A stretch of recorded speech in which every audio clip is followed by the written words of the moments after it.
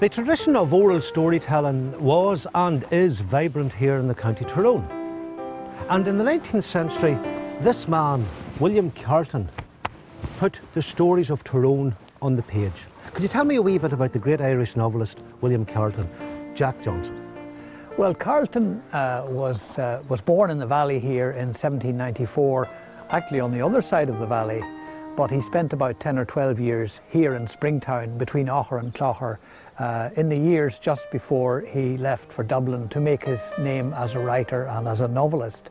And he was in his 20s when he left? Perhaps 24, 25. And he went to Dublin to effectively establish himself and make his fortune?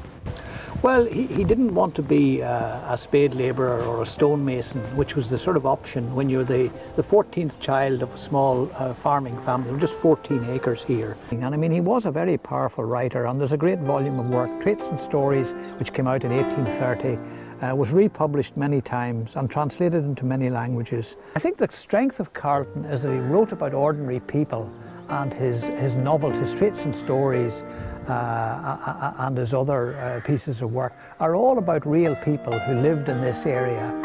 And you know, the good folk are always under their real names, but the baddies have fictitious names.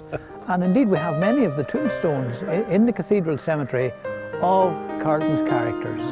So I mean, it's a live issue for people who want to come and see. Well, Jack, you are the director of the William Carleton Summer School, and there is a Carleton trail in the area to take us through aspects of Carleton's life. Where's the next stop? Well, we have a number of places where we take people on the Carleton trail, and I mean, it's a vehicle for seeing the valley in a way through Carleton's eyes. And one of the places we stopped, Declan, is what we call Carleton's Leap, because he was a noted athlete. I'll take you there.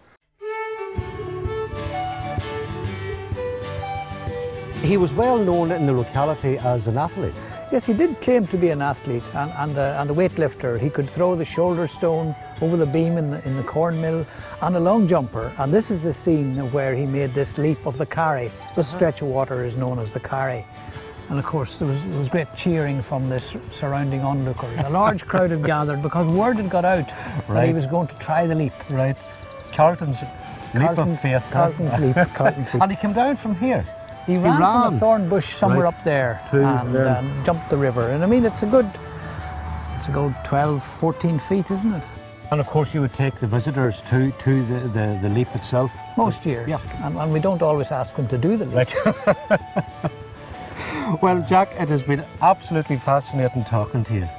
Thanks a million for telling me all about William Carleton and the summer school. Thank you very, very much.